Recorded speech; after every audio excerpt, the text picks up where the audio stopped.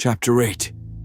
They stepped into the grand chamber, a vast room lined with statues of fallen heroes whose legacies were etched into the stone walls. King Aurelius placed a reassuring hand on his son's shoulder, his eyes filled with a mix of pride and anticipation. "You'll be fine, Joshua. Now let's see where your power truly lies."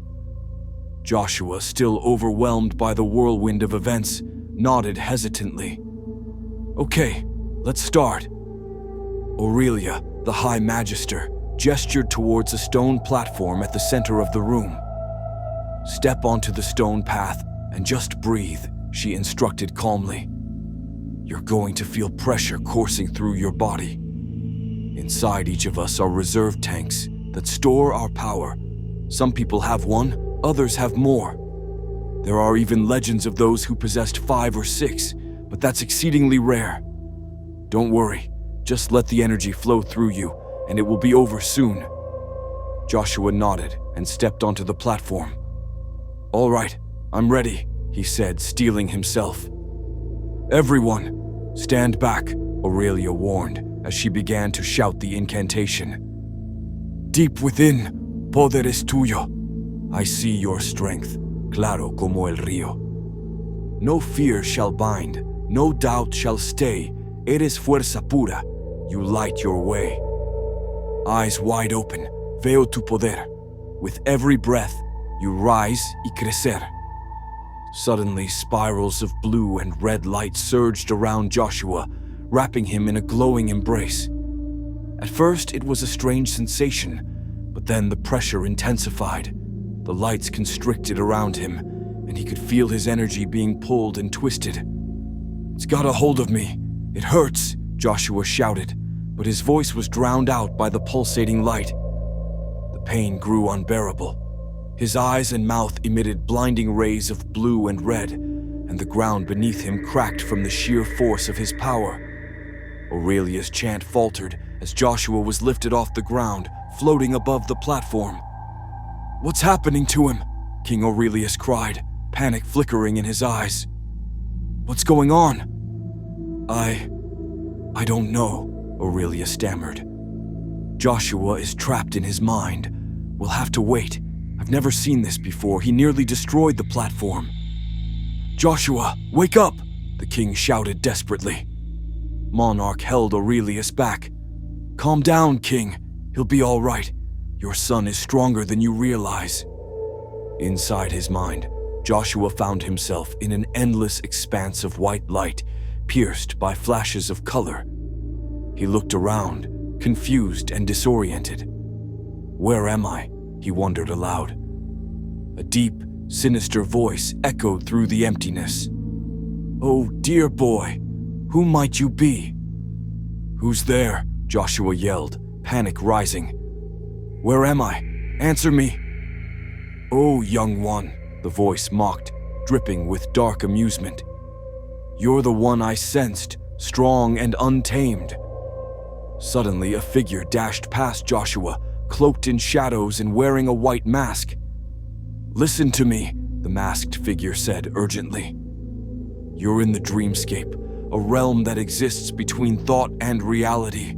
That voice you hear is Kragan, one of the ancient gods of chaos. Do not listen to him. You need to wake up. Focus on the power you felt earlier and think of nothing but waking up." The figure moved in front of Joshua, trying to shield him as Kragan's presence grew stronger, manifesting as a dark silhouette.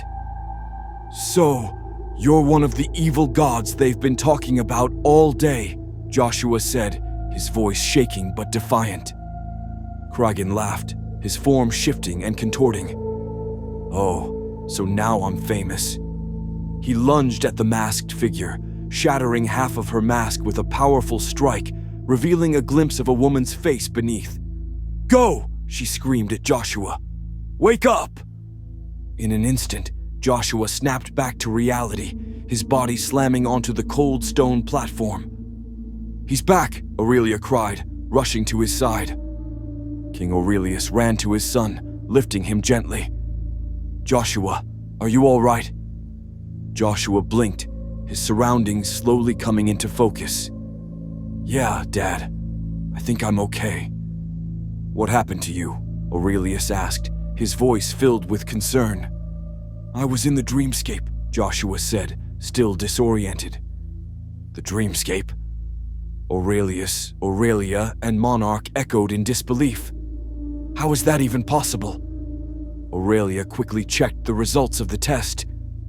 Oh my, King Aurelius, you need to see this. The king hurried over, glancing at the glowing runes on the screen. Monarch, come look, said King Aurelius. This is unbelievable, Monarch replied, his voice filled with astonishment. Aurelia's expression was one of awe and bewilderment. Joshua, you've exceeded all expectations.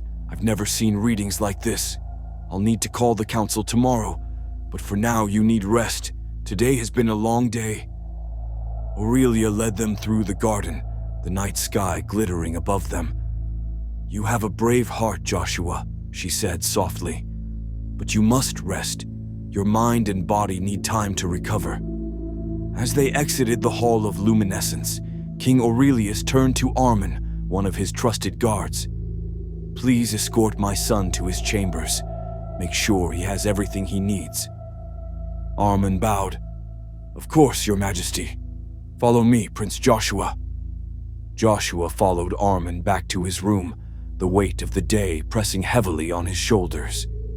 He changed into his nightclothes and lay down on the luxurious bed, his mind racing with thoughts of gods, powers, and the burden of responsibility. But exhaustion soon overtook him, and he fell into a deep sleep, the echoes of the dreamscape still lingering in his dreams.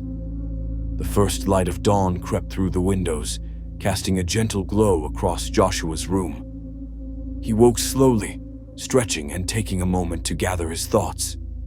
The events of the previous day seemed almost like a dream. A soft knock on the door interrupted his thoughts. Prince Joshua, are you awake?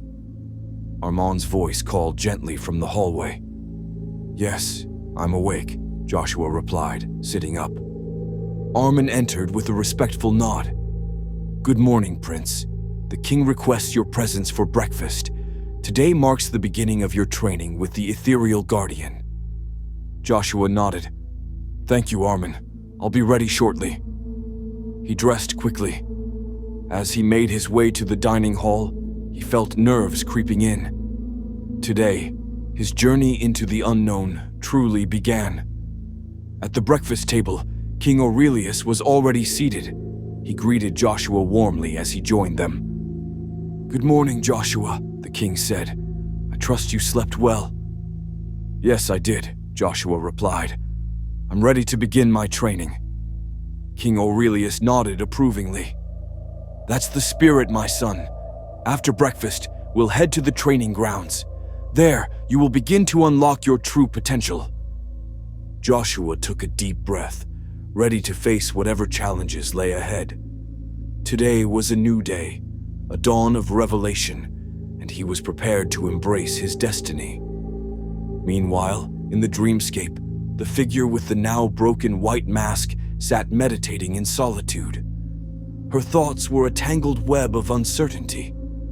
Was that boy one of the figures Lyra had seen battling the two wretched gods? She pondered. But he's just a kid. It couldn't be. She sighed, knowing she had been lucky to find him. If Kragan hadn't revealed himself, she might never have seen the boy.